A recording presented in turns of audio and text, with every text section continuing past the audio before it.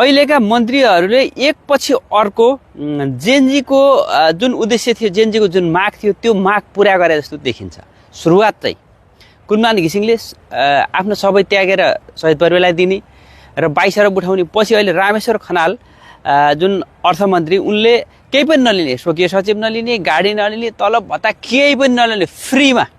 खास चाहिएको जेनजीले खोजेकै यो, नेपालले खोजेकै यो, देश गरिब भने सबै लिने, त्यो भयो। त्योभन्दा अझै अर्को उहाँले के गरिदिनु भयो भन्दाखेरि सबै त्यो अहिले योजना सुरु नभइसकेका टुटेफुटेका साना योजनाहरू, ती साना योजनालाई सब रोकेर झन्डै 100 अरब 1 खरब बराबरको रोकिदिनु, आर्जन गरिदिनु भनेपछि यो हिसाब गर्दाखेरि त अहिलेका जुन भत्केका स्ट्रक्चर छन्, सरकारी स्ट्रक्चर, यही हिसाबले 100 अरबमा त झन्डै बन्न सक्छ।